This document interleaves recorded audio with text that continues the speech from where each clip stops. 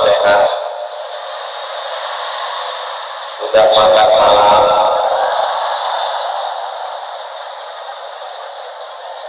Jadi di antara kelebihan ibu-ibu itu adalah kejujuran, terutama masalah makan dan belanja. Ini perlu dipertahankan, betul?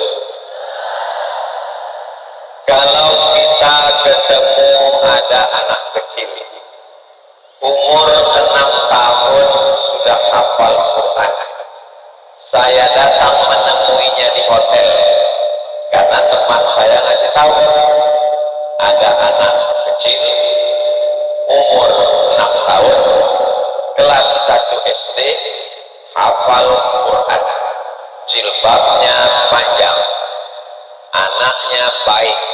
Itu yang hebat bapaknya atau ibunya?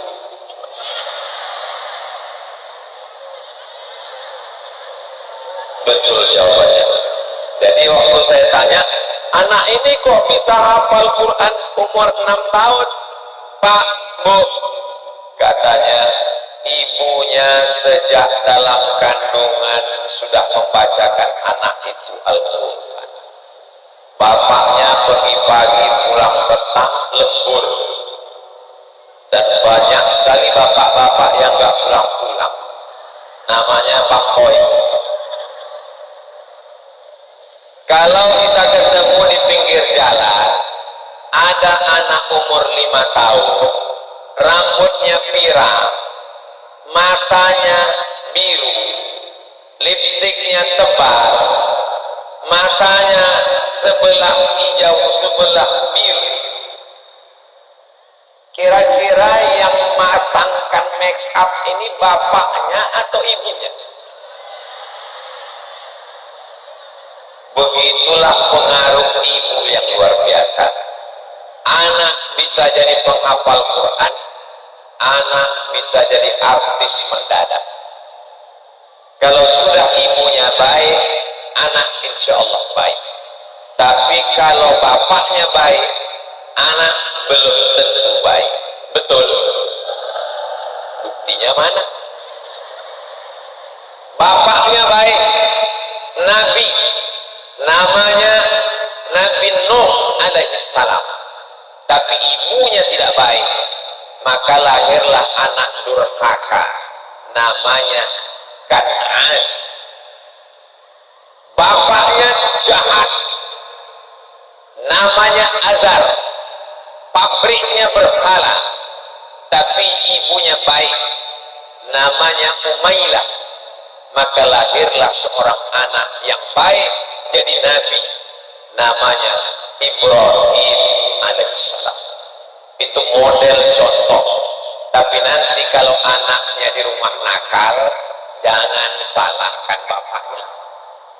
Jangan pulang dari sini nanti, pantasan anak kita nakal, ternyata kau setan, Bang. Mudah-mudahan bapak yang belum bertaubat segera taubat nasuha. Berapa banyak laki-laki yang kurang baik, tidak baik, menjadi baik karena istri solihah yang mendampinginya. Doa silahul mu'min, doa senjatanya orang beriman. Di majelis ini berkumpul semua perempuan yang baik-baik.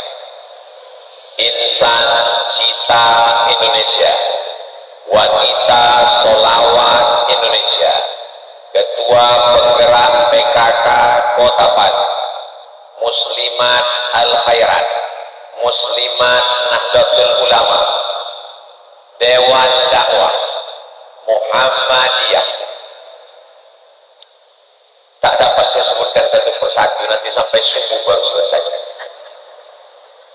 Kemudian yang sama-sama kita hormati, ini ada beberapa ustaz, ada Ustaz Lutfi Godal, ada Ustaz Munif, ada juga Ustaz Hasbi, sahabat saya dari Makassar. Kita hormati mereka dari kalangan kaum minoritas di tengah ibu-ibu yang mayoritas. Sebetulnya di atas ini saya sendiri tadi, Tapi karena saya khawatir grogi, saya bawa teman-teman. Saya bisikkan ke telinga mereka, tolong kalian naik, saya nanti salah tingkah sendirian. Semua yang hadir ini dimuliakan Allah Subhanahu wa Ta'ala. Amin ya Rabbal. Saya ceramah ke Kuala Lumpur setahun 2 kali, 6 bulan sekali ke sana, selama 5 hari keliling Selangor sampai ke Kelantan, perbatasan Patani, Thailand. Lalu kemudian datanglah seorang ibu-ibu perempuan. Ustaz Somad, iya Bu, kami mau datang ke Pekanbaru, Riau. Ngapain? Mau ketemu emak Ustaz Somad. Loh, yang Ustaz kan saya. Kenapa mesti ketemu emak saya? Sebab kami ingin tahu bagaimana perempuan yang mendidik Ustaz. Jadi bagi mereka saya ini tidak ada apa-apanya. Yang paling berperan adalah ibu saya. Makanya dikatakan al-madrasatul ula, sekolah pertama sebelum TK, sebelum SD, sebelum SMP, SMA, pondok pesantren, S1, S2, S3, S teler, S cendol, S bandung. Sekolah pertama adalah ibu. Makanya dikatakan an-nisa imadul bilad, perempuan tiang negara. Kalau mau tahu Indonesia ini baik ke depan, lihat perempuan sekarang. Saya yakin dan percaya, Palu saya datang 2018, saya datang 2019, saya datang 2022, sampai hari kiamat akan tetap baik selama ibu-ibunya baik. Tapi kalau sudah ibu-ibunya na'udzubillah, kalau mau melihat kebaikan suatu bangsa, lihatlah perempuan yang mengandung, menyusukan, membesarkan, mendidik, merawat. Kalau sudah yang mendidik itu bukan perempuan yang baik, na'udzubillah, summa na'udzubillah. Bagi yang sudah bergabung dengan komunitas dakwah di Palu, alhamdulillah. Bagi yang belum bergabung, memang nampaknya kita malam ini ramai, tapi yang di luar jauh lebih ramai. Kalau belum, ajak mereka untuk bergabung. Bagi yang sudah, alhamdulillah. Yang sudah dikasih tahu belum bergabung, innalillahi wa inna ilaihi raji'un. Luar biasa antusias semangatnya ibu sekalian, sampai ada yang datang jam 2, betul. Mudah-mudahan nggak salah jadwal. Lupa menyapa ibu-ibu BKMT, Badan Kontak Majelis Taklim. Kok tiba-tiba Ustadz ingat ada khas jilbab warna biru yang tak disebut. Mudah-mudahan Allah mengampuni saya. Ibu, bapak melihat saya di sini satu warna, paling 2 warna, tapi saya memandang ke bawah ini seperti pelangi yang sedang turun ke bumi. Ada merah, ada hijau, ada hitam, ada putih, ormasnya macam-macam, tapi semuanya bersama mendidik. Karena bapak sibuk dengan urusan di kantornya, pendidikan anak ada di ujung tombak adalah ibu. Makanya dikatakan, ya Rasulullah, man ahabbun nas bi husni suhbati, siapa orang yang paling layak mendapatkan baktiku? Ummuka, summa man? Ummuka, summa man? Ummuka, summa man? Abuka. Saya yang ceramah, yang membacakan ayat, yang membacakan hadis, yang dosen, yang berceramah, yang khutbah, cuma dapat 1. Ibu-ibu yang diam saja cuma dapat 3. Saya nggak bisa bilang ke anak saya, kau mesti berbakti kepadaku, kepadaku, kepadaku. Saya belum ketemu dalilnya. Kenapa ibu dapat 3? Ibu melahirkan, ibu mengandung, ibu menyusukan. Jadi saudaraku yang laki-laki, kalau kalian mau dapat 3, cobalah mengandung, coba melahirkan, coba menyusukan. Yang ingin mencoba mengandung, pulang dari sini, beli kelapa, ikat di perut 9 bulan 10 hari. Yang mau coba-coba melahirkan, pulang dari sini, beli mangga, telan sama isinya bulat-bulat, besok pagi keluarkan bulat-bulat. Yang mau mencoba menyusukan, cari anak bayi kecil, coba gendong, suruh dia nyusu, dijamin 100% dia tidak mau. Ustaz kok tahu? Saya sudah tes ke anak saya. Saudara yang dimuliakan Allah Subhanahu wa Ta'ala. Jadi kalau kita lihat dalam hadis-hadis Nabi Muhammad sallallahu alaihi wasallam, itu banyak sekali mengangkat derajat, harkat, martabat perempuan. Kenapa Ustaz Somad ini ngomongnya tidak lancar sekarang? Karena kita berada di dalam gor.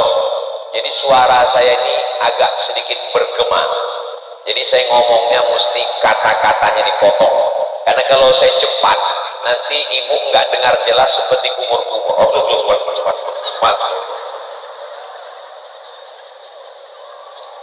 Maka saya pakai poin-poin.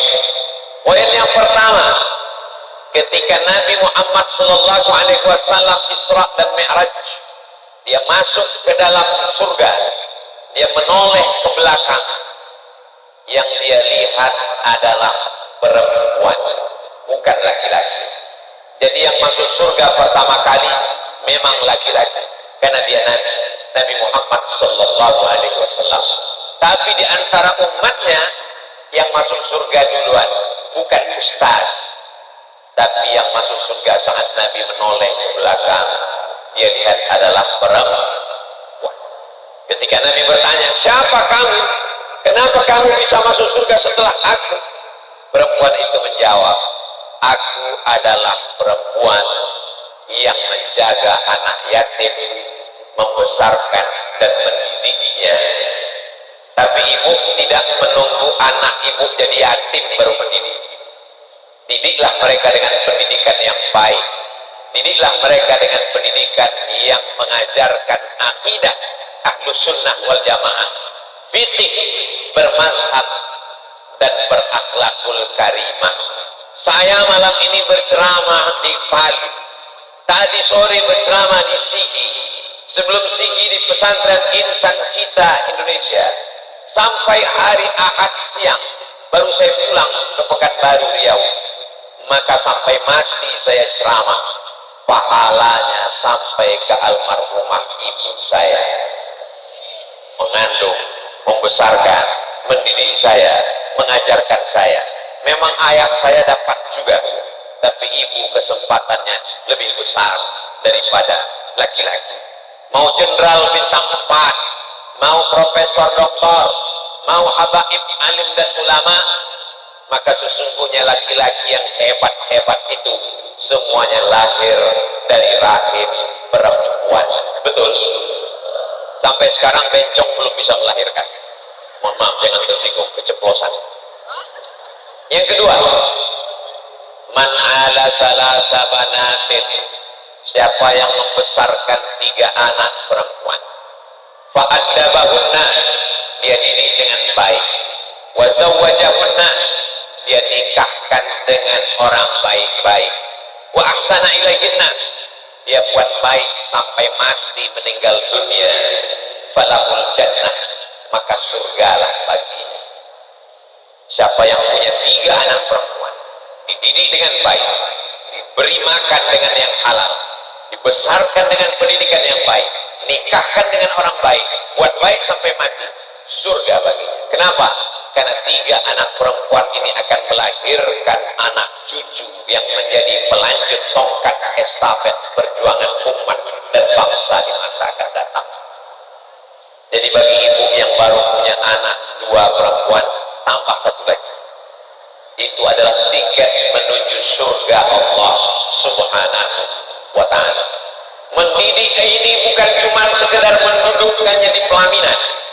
Anak perempuan duduk di pelaminan, si ibu pun menangis meneteskan air mata. Alhamdulillah Ustaz. Ibu kenapa nangis? Sedih. Saya bahagia Pak Ustaz. Bahagia kok nangis? Air mata haru. Bahagia kenapa? Tanggung jawab saya sudah selesai Pak Ustaz. Kata siapa? Tanggung jawab belum selesai. Anak yang dibesarkan dengan baju panjang menutup aurat, jilbabnya panjang, rambutnya tertutup, lehernya tertutup, lengannya tertutup, lututnya tertutup. Begitu dia menikah ternyata dapat menantu metal. Karena tidak dilibatkan Ustaz Somad dalam fit and proper test. Apa kata Ustaz Lutfi Godal? Perhatikan, kita ini mau mencari anak mantu atau anak hantu? Mudah-mudahan semuanya menantunya soleh-soleh semua. Anak perempuan yang dibiasakan baju panjang, tiba-tiba seminggu menikah dia pulang. Selama ini kalau dia masuk, dia cium tangan. Hari ini dia ketemu, "Hai Mam, hai guys." Selama ini kepalanya tertutup, tiba-tiba dia datang, rambutnya terbuka 3 warna merah, kuning, kelabu seperti sarang tawon. Maka ibu tidak boleh diam. Ibu mesti bertanya, "Mengapa kau begini, Nak?" Tapi sudah diserahkan kepada suaminya. Sorga di bawah telapak kaki suami. Suami yang bagaimana? Suami yang takut kepada Allah. Kalau sampai rambutnya terbuka, auratnya tidak tertutup, maka kita akan tetap dituntut di hadapan Allah Subhanahu wa Ta'ala. La ta'ata li makhluqin, tidak ada ketaatan kepada makhluk fi maksiatil khaliq, kalau menyebabkan maksiat kepada Allah Subhanahu wa Ta'ala. Yang pertama masuk surga di antara umat Nabi Muhammad SAW, perempuan. Tiket mau masuk ke surga adalah perempuan. Yang ketiga, ketika Nabi Musa alaihissalam mau disembelih lehernya oleh Firaun, yang menyelamatkannya laki-laki apa perempuan? Perempuan.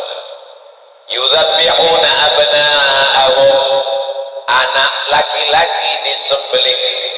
Wa yastahyuna nisa'ahum, anak perempuan dibiarkan hidup. Fir'aun takut jatuh, maka dia periksa semua anak laki-laki wajib dibunuh. Allah kirimkan ilham, wa auhayna ila ummi Musa, tidak ada bercerita tentang ayah Musa, kami kirimkan kepada ibu Nabi Musa. Ibu Nabi Musa perempuan yang luar biasa. Dia masukkan anaknya ke dalam kotak kayu, dia hanyutkan ke sungai Nil. Apa kata Allah? Fa in khifti alaihi, kalau kau takut anakmu disembelih Fir'aun, fa alqihi fil yammi, hanyutkan dia ke sungai Nil. La takhafi, jangan takut, wa la tahzani, jangan sedih. Inna radduhu ilaiki, nanti anak ini akan kami kembalikan kepadamu. Wa ja'iluhu minal mursalin, dan kami akan menjadikannya sebagai salah satu dari Rasul utusan kami. Allah menunaikan janjinya, innaka la tukhliful mi'ad. Ternyata anak itu dihanyutkan ke sungai Nil. Seorang ibu yang luar biasa, dia kandung anak itu 9 bulan 10 hari. Di Palu mengandung masih 9 bulan 10 hari. Alhamdulillah. Di tempat lain sudah instan, menikah Januari, lahir April. Nauzubillah, nauzubillah. Makanya sekarang banyak terjadi kematian mendadak. Kenapa? Karena lahirnya juga mendadak. Setelah dilepaskan ke sungai Nil, ibu tahu sendiri ganasnya sungai Nil. Kuda yang paling mengerikan, kuda Nil. Bayangkan itu, semangka bulat-bulat masuk, labu bulat-bulat masuk. Ustaz tahu dari mana? Lihat di TikTok. Lihat di Instagram, bayangkan seorang ibu memasukkan anaknya ke sungai Nil, tapi karena keimanan yang kuat luar biasa, ayat ini ingin menyindir laki-laki yang katanya gagah perkasa. Kau belum tentu bisa melakukan ini, wahai laki-laki. Akhirnya anak itu dia lepas, dipukul ombak, dilepas gelombang. Ternyata anak itu menuju ke tempat pemandian seorang perempuan, bukan laki-laki. Perempuan yang lama merindukan seorang anak. Perempuan itu bernama Asia, istri Firaun. Mohon maaf ibu ketua PKK, jadi Asia itu juga ketua PKK di zaman Firaun, tapi PKK yang tidak baik. Ini yang hadir ini PKK yang solihah. Apa kata Asia ketika itu? Asia melihat ada kotak di tengah sungai ini, dia panggil dayang-dayangnya, ambil itu kotak. Akhirnya kotak didekatkan, begitu dibuka mereka terkejut. Kenapa? Wow, amazing, ada sosok bayi di dalam yang menghanyutkan perempuan yang luar biasa, yang menemukan juga perempuan yang merindukan seorang anak. Berhari-hari dia minta doa supaya dapat anak. Allah mengabulkan doanya.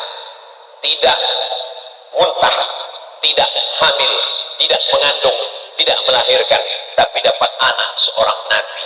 Itulah dia Asia, penghuni surga. Makanya doanya diabadikan dalam Al-Quran. Rabbi bnili indaka baitan fil jannah. Ya Allah, bangunkan aku satu rumah dalam surga. Wa najjini min Fir'aun. Selamatkan aku dari suamiku yang jahat bernama Fir'aun. Wa najjini min Fir'auna wa amalihi. Wa najjini minal qaumis zalimin. Yang menghanyutkan perempuan, yang menemukan perempuan. Berhari-hari Nabi Musa menangis karena tidak menyusu, haus. Maka diadakanlah musabaqah, bukan musabaqah tilawatil Quran, musabaqah menyusukan anak bayi. Semua ibu yang punya anak mencoba menyusukan bayi yang baru ditemukan di sungai Nil. Tidak ada yang cocok dan sesuai. Allah sedang memainkan skenario-nya. Ternyata di antara antrian ibu itu ada seorang perempuan. Itulah ibu kandung Nabi Musa. Perempuan itu bernama Yohanes sedang ngantri panjang. Begitu bertemu dengan anaknya, si anak mengenal ibunya, si ibu mengenal anaknya. Begitu disusukan, anak terdiam. Ketenangan yang luar biasa.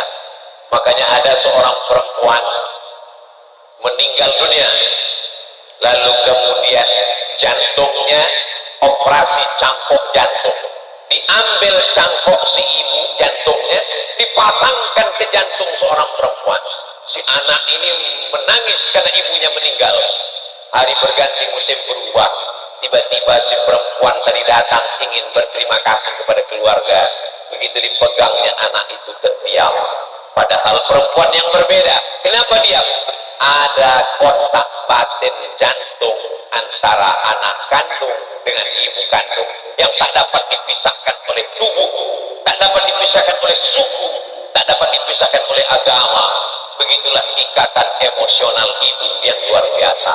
Makanya dikatakan al-jannatu, sorga di bawah telapak kaki babysitter. Saking banyaknya anak-anak yang sudah diserahkan kepada babysitter, kecuali di Palu, ibu-ibu masih menjaga anaknya karena mereka berada di komunitas ibu-ibu yang luar biasa. Alhamdulillah. 4. Ini tausiahnya sampai berapa lama Pak Ustaz? Sampai saya lihat ada yang menguap. Saya kalau ceramah tausiah itu saya perhatikan semua. Begitu ada yang menguap 2 orang, demikianlah tausiah ini saya sampaikan. Yang keempat, apa kata Nabi Sallallahu Alaihi Wasallam ketika datang seorang perempuan, seorang laki-laki mau ikut perang. Kalau aku ikut perang nanti aku akan mati syahid. Kalau aku mati syahid tidak merasakan sakitnya sakaratul maut. Kalau aku mati syahid tidak merasakan azab kubur. Kalau mati syahid langsung masuk surga. Nabi bertanya, alaka min ummin, ibumu masih hidup? Kata dia, iya. Ibumu di mana? Ada di rumah. Apa kata Nabi? Ilzam rijlaiha, kau urus kaki ibumu, falakal jannah. Ilzam rijlaiha, kau urus telapak kaki ibu, kau masuk surga. Tidak perlu kau perang, tidak perlu kau mati syahid, cukup kau pulang ke rumah, kau urus ibumu, kau akan masuk surga. Anak-anakku dimanapun berada, urus ibu kalian, kalian akan masuk surga. Buat ibu kalian seperti raja, maka rezeki kalian akan dibuat seperti rezeki raja-raja. Saya pulang dari Maroko 2008, serumah dengan ibu saya 11 tahun sampai 2019. Hari Sabtu saya izin ingin pergi berdakwah ke Madura. Hari Sabtu saya bawa beliau jalan-jalan karena hari terakhir libur. Hari Ahad saya pergi ke Madura. Hari Senin beliau meninggal dunia. 11 tahun. Jadi kalau ada orang mengeluh ke saya, Ustaz Somad, ibu saya ini sudah saya kasih makan, dia pergi ke tetangga, katanya nggak ada makanan di rumah. Ibu saya sudah saya belikan baju baru, dia pakai kaos polo, katanya anak saya nggak perhatian. Kau sudah berapa lama dengan ibumu? Baru 6 bulan. Nih 11 tahun dengan ibu. Kunci dengan ibu, diam.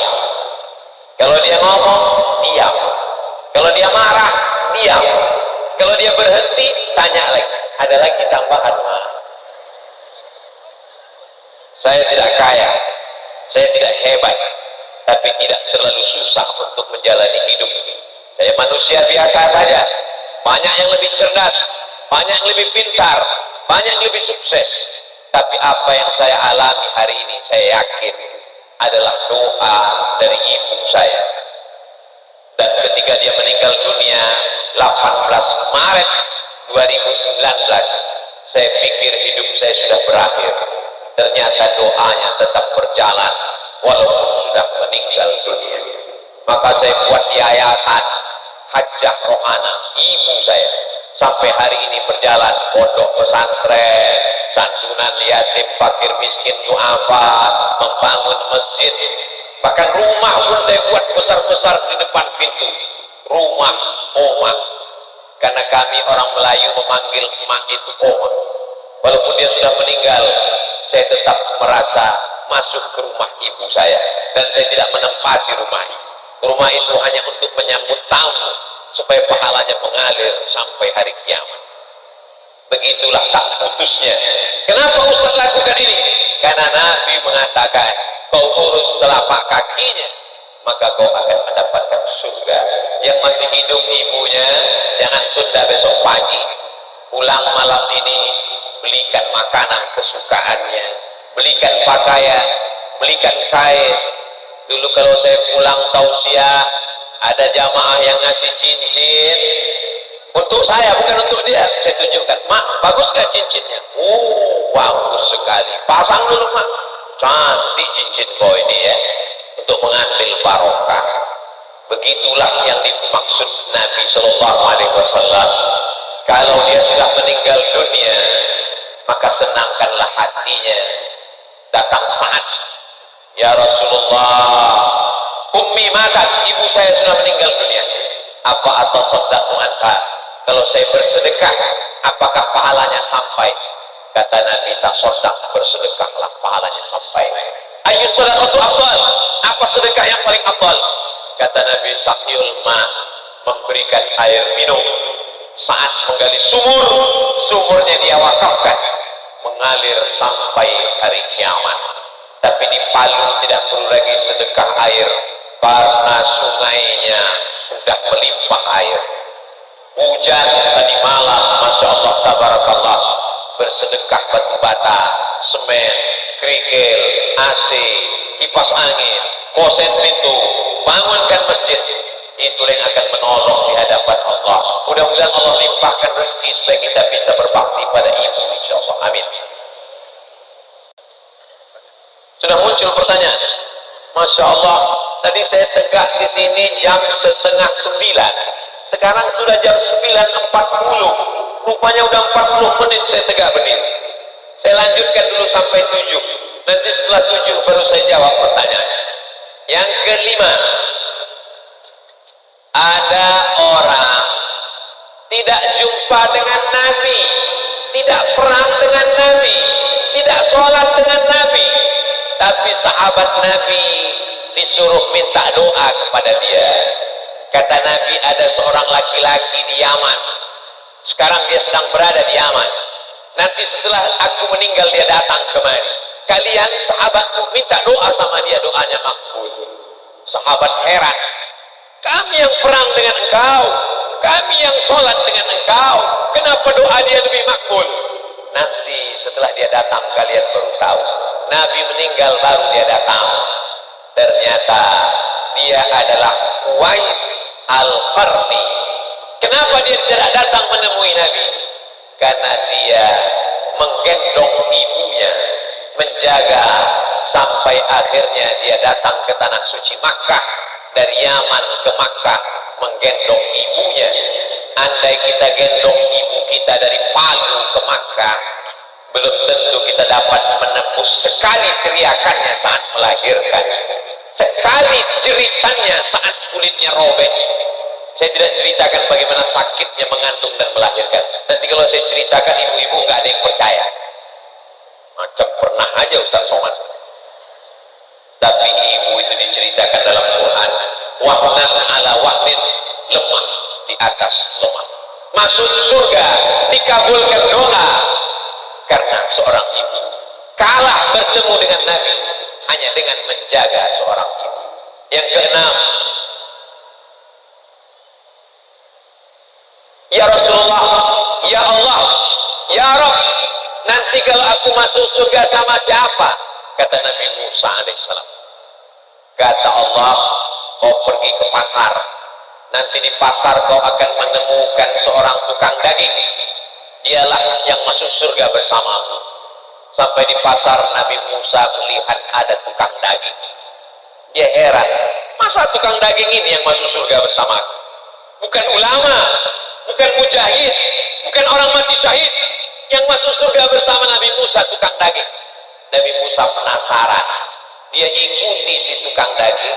Selesai jual daging dia pulang ke rumah. Sampai di rumah daging dia potong-potong. Selesai itu dia kasih bumbu, dia masukkan ke periuk, dia aduk. Setelah selesai dingin dia suap ke ibunya. Setelah selesai ibunya makan, ibunya berdoa, ya Allah, masukkan anakku ke dalam surga bersama Nabi Musa. Masuk surga bukan karena amal, masuk surga karena doa seorang ibu. Pernahkah ibu mendoakan anak ibu, ya Allah, kau masuk surga bersama Ustaz Abdul Somad dalam surga Jannatul Firdaus? Ustaz pede sekali masuk surga. Sebetulnya saya mau minta doa ibu-ibu supaya masuk surga bersama anak-anak ibu sekalian. Amin. Begitulah doa. Hari ini ibu-ibu berdoa, ya Allah, jadikan anakku PNS. PNS bagus, tapi begitu meninggal dunia tinggal pensiun. Ya Allah, jadikan anakku viral. Viral bagus, tapi kalau tidak ada benteng agama dia akan lalai. Bagi yang sudah berdoa, alhamdulillah. Bagi yang belum berdoa, doakanlah. Masukkan anakku ke dalam surga bersama Nabi Muhammad sallallahu alaihi wasallam, bersama Sayyidi Al-Habib Sayyid Idrus bin Sagaf Al-Jufri. Mudah-mudahan anak kita bersama para habaib, bersama zuriat Rasulullah sallallahu alaihi wasallam. Yang ketujuh, ada seseorang laki-laki pulang ke rumah membawa air susu kambing 1 botol. Sampai di rumah istrinya lapar, belum makan. Sampai di rumah anaknya menangis kelaparan. Dia pegang air susu kambing, menunggu ibunya bangun. Dia pulang, ibunya sudah tertidur. Jadi ibu-ibu zaman dulu itu tidurnya cepat. Ibu zaman sekarang tidurnya lama karena ada drama Korea. Kecuali ibu-ibu di Palu. Mereka malam ini semuanya mendengarkan pengajian, malam besok baru diulang lagi. Dia tunggu ibunya terbangun, setelah terbangun baru dia berikan ke ibunya, sisanya baru dia berikan ke istri dan anaknya. Suatu hari dia terjebak di dalam gua. Hadis ini ada dalam Sahih Al-Bukhari, hadis tersahih di antara kitab-kitab. Sampai di dalam gua dia terjebak gelap. Dia pun berdoa kepada Allah, ya Allah, amalku banyak, tapi amal yang paling kuingat, aku membawa air susu. Tidak aku berikan ke istri, tidak aku berikan ke anak, kutunggu sampai ibuku terjaga, setelah itu baru aku berikan. Kalau memang doaku makbul gara-gara baktiku kepada ibu, bukakanlah pintu gua. Pintu gua terbuka karena bakti kepada ibu. Jadi kalau selama ini doa kita belum terkabul, mungkin ada satu yang belum dapat. Makanya kata Nabi, ridhallah fi ridhal walidain, ridha Allah terletak pada ridha kedua orang tua. Tapi di antara ayah dan ibu, yang paling besar ridhonya ada kepada ibu. Maka mulailah dari mereka, segala masalah hidup kita akan selesai, karena Allah berjanji, wala sawfa yu'tika rabbuka fatardah. Makanya Nabi Muhammad SAW tidak sempat berdosa kepada ayahnya, tak sempat berdosa kepada ibunya.